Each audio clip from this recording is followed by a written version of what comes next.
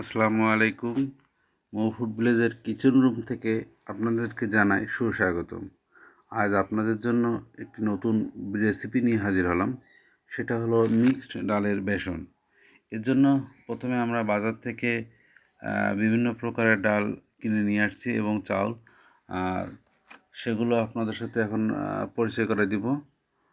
তো প্রথমে আমরা নিচ্ছি 1 পোয়া বুটের ডাল, এরপর নিলাম 1 পোয়া রানী আতপ চাউল, এরপর নিলাম 1 পোয়া খেসারির ডাউল, এরপর মশারির ডাউল 1 পোয়া এবং ছোলার ডাউল 1 পোয়া।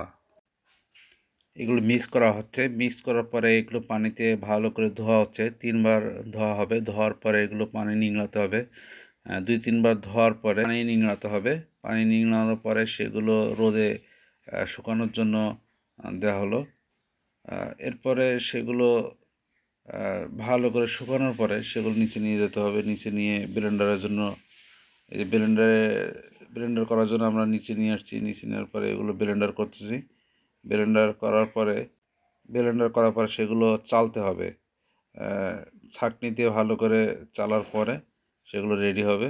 রেডি হয়ে গেছে এখন। এখন হাফ কেজির বক্স তৈরি। ধন্যবাদ সকলকে। আমাদের সাথে থাকবেন। পরবর্তী ভিডিও দেখার আমন্ত্রণ রইল।